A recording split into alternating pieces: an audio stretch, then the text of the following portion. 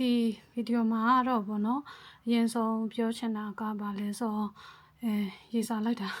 ကြွားချင်တာတော့မဟုတ်ဘူးဗောနော်ဒီအမဒီဂျပန်မှာနိုင်ငံခြားကုမ္ပဏီမှာအလုပ်လုပ်ရင်လခဘယ်လောက်ရလဲဗောနော်အားနဲ့ပတ်သက်ပြီးတော့ပြောရမယ်အမဒီ social media မှာဗောနော်အရင်ဆုံးပြောချင်တာတခါမှအဲ့လိုမျိုးကိုသုံးတဲ့ဟာတွေပေါ့နော်ကိုစားတဲ့ဟာသုံးတဲ့ဟာသွားတဲ့ဟာတခါမှမတင်ဘူးပေါ့နော်ဘာလို့လဲဆိုတော့အဲ့လိုမျိုးကြွားတယ်လို့ဘာလို့အထင်ခံရမှာဆိုလို့ပေါ့နော်အခုဒီလက်ခကိုပြောတယ်ဆိုတာလေကြွားတာမဟုတ်ဘူးအရင်ဆုံးပြောချင်တာဒါပေမဲ့ဒီဂျပန်နိုင်ငံမှာဆိုရင်ဒီနိုင်ငံခြားကုမ္ပဏီမှာကိုစူးစမ်းရင်စူးစမ်းတယ်လို့ပေါ့နော်ကိုယ့်ရဲ့အင်္ဂလိပ်စကားလည်းကိုအသုံးချနိုင်တယ်ကိုယ့်ရဲ့အတွေ့အကြုံလည်းနည်းနည်းပါးပါးရှိတယ်နိုင်ငံခြားကုမ္ပဏီကိုရအောင်ချလို့ရတယ်နိုင်ငံခြားကုမ္ပဏီမှာဒီအလုပ်လုပ်လို့ရှိရင်ဘာတစ်ခုကောင်းလဲဆိုတော့ဂျပန်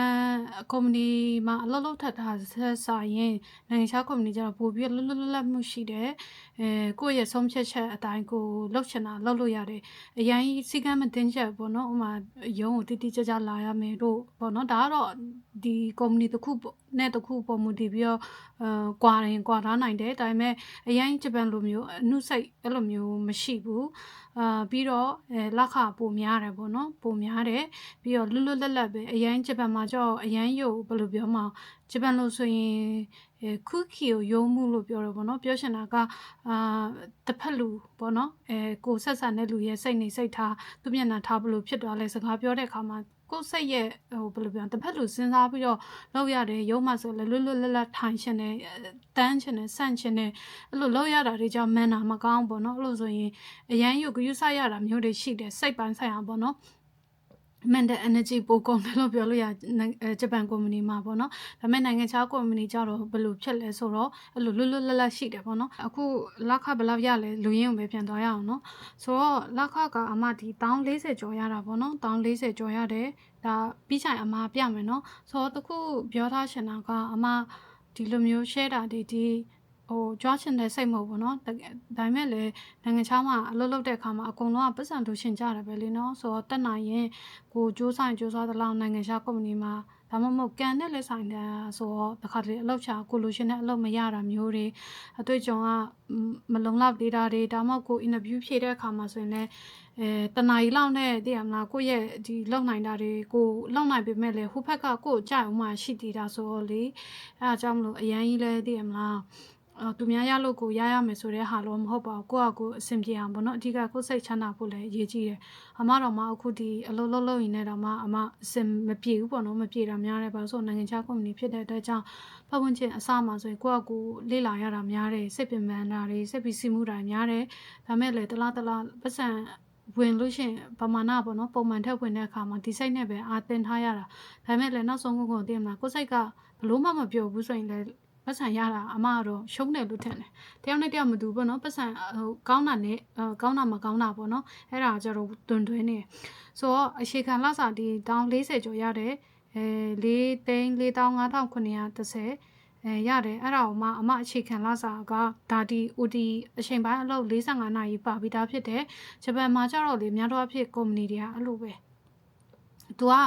အဲ့လိုမျိုးဘယ်လိုပြောမှာအခြေခံလစာအများပေးလိုက်လို့ရှိရင်အချိန်ပိုင်းဆင်းတဲ့အခါမှာဘယ်လိုပြောမှာပတ်စံပို့ပေးရတာပေါ့နော်အချိန်ပို့ဆိုတာကလည်းအခြေခံလစာပုံမူတည်ပြီးတော့တွက်ချက်ပေးတာဆိုတော့လေအဲဒါကြောင့်မလို့ဒီအစိုးရအနေနဲ့ကလည်းအစိုးရဆိုတာဖြစ်ကုန်ပြီကုမ္ပဏီလုပ်ငန်းရှင်တွေအနေနဲ့ကလည်းသူတို့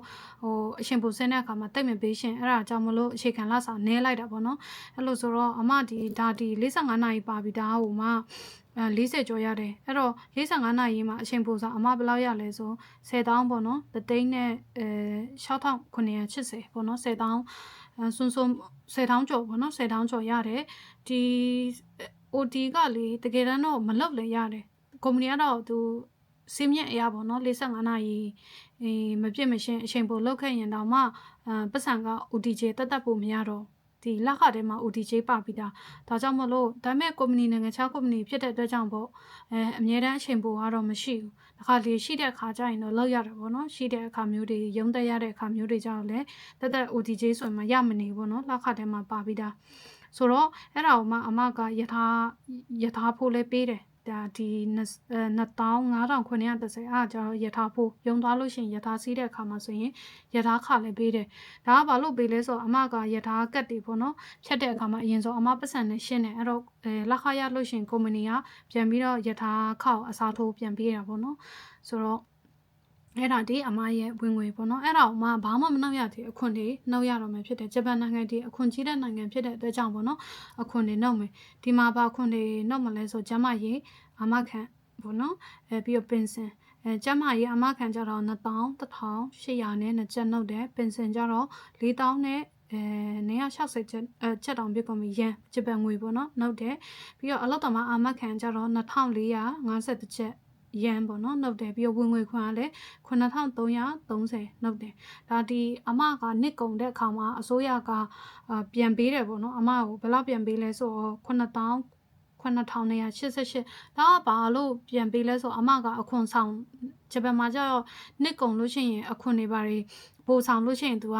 ဟိုပါလေပြန်ပေးတယ်ဒါမှမဟုတ်ကိုဆောင်ထားတဲ့အခွန်ကနည်းနေလို့ရှိရင် तू ကပြန်နှုတ်တယ်ပေါ့နော်ကိုလခတယ်အမကျတော့အခွန်ဆောင်ထားတာများနေလို့ပေါ့နော် तू ကပြန်ပေးတယ်ပေါ့နော်အဲ့လိုလေးတွေတော့ရှိတယ်ဒါပေမဲ့ဂျပန်နိုင်ငံကတော့အခွန်များတာပါပဲဆိုတော့ဒါဒီအမရဲ့လခပေါ့နော်ဆိုတော့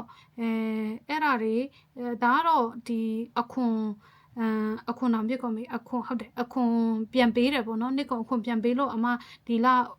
ပတ်စံကတိန်ဘန်တဲကို4သိန်းကျော်ပေါ့နော်44,530ရန်ဝင်သွားတယ်ဆိုမဲ့ပုံမှန်ဆိုရင်အဲ့လောက်မဝင်ပုံမှန်ဆိုရင်အမဘယ်လောက်ပဲဘန်ထဲမှာပတ်စံဝင်လဲဆိုတော့30လောက်ပဲဝင်တယ်အမ39,1,500 ချက်ပဲဝင်တယ်အဲ့ဒါကိုအမကဒီဒါကလေဟိုရထားကက်လည်းဖာပြီးသားပေါ့နော်ရထားဖိုးလည်းပါပြီးသားဆိုတော့တကယ်တော့35လောက်ပဲဝင်တယ်အဲ့ဒီ35ကိုအမဒီအိမ်စရိတ်ပေးရတယ်ရေဖိုးမီးဖိုးပေးရတယ်အမရဲ့တကူရေ30ပေးရတယ် wifi ဖိုးပေးရတယ်ဖုန်းဖိုးပေးရတယ်အဲ့ဒါတွေပေးရတာပေါ့နော်ဆိုတော့ဒါကတော့တယောက်နဲ့တယောက်လူတယောက်နဲ့တယောက်နေထိုင်စရိတ်ပေါ့နော်အသုံးတာတွေမတူတဲ့အတွက်ကြောင့်ဒါကတော့တယောက်နဲ့တယောက်တော့မတူဒါပေမဲ့ကျန်ရင်တော့အနည်းဆုံးပေါ့နော်မြန်မာငွေနဲ့တွက်လို့ရှိရင်80ကျော်ပေါ့နော်ဒါကတော့တယောက်နဲ့တယောက်မတူဘူးဒါပေမဲ့အမက35ကိုအမ10,000လောက်တော့သုံးဖြစ်တယ်ပေါ့နော်အဲ့ဒါကိုဟိုကလေအခါတလေကျရင်အဲ့ထက်မှကကုန်တယ်အမခရီးသွားတယ်ဝယ်ရတဲ့ဟာတွေများတယ်ပြည့်စည်ကြီးဝယ်တဲ့အခါလို့ရှိရင်တော့အဲ့ထက်မှကကုန်တယ်ပေါ့နော်ဆိုတော့အနည်းဆုံးတော့ဒီ20လောက်ကျရင်တော့မစိုးပေါ့နော်ဂျပန်ရန်ငွေ20ပေါ့နော်ကျရင်တော့မစိုးဆိုတော့ပြောချင်တာကဒီလောက်ပတ်စံလည်းအရင်တော့လည်းမများပါဘူးအဓိကဘာလဲဆိုတော့နိုင်ငံခြားကုမ္ပဏီမှာလောက်တာဒီအဓိကပေါ့နော်ဂျပန်တက်ဆိုင်ရင်လက်ခပိုရတယ်ဒါပေမဲ့ဘယ်အရာမဆိုပေါ့နော်ပတ်စံတော့လွယ်ကူနဲ့တော့မရဘူးစိတ်ဆင်းရဲရတာတွေပေးဆက်ရတာတွေဖြစ်စီမှုတွေအားလည်းရှိတယ်ဒါပေမဲ့ကိုကပေါ့နော်ဂျပန်မှာလည်းနေနေတဲ့ဂျပန်ကုမ္ပဏီမှာမလုပ်ချင်ဘူးနိုင်ငံခြားမှာလုပ်ချင်တယ်ဆိုရင်တော့အင်္ဂလိပ်စာပေါ့နော်အရေးရှင်းဖြည့်ပြီးတော့နိုင်ငံခြားကုမ္ပဏီ join လို့ရပါတယ်ခြာကြည့်ပေါ့နော်အလုပ်ဆိုတာလေခြာကြည့်မှလည်းသိမှာဆိုတော့ပြီးတော့နောက်ဗီဒီယိုကြရင်တော့ဘာလဲဆိုတော့အင်္ဂလိပ်စာပေါ့နော်အမဒီအမှတ်များအောင်ဘယ်လိုဖြည့်ခဲ့လဲအားနဲ့ပတ်သက်ပြီးတော့ပြောရှင်းတယ်ဆိုတော့ဒီနေ့ကဒါလောက်ပါပဲပပိုင်း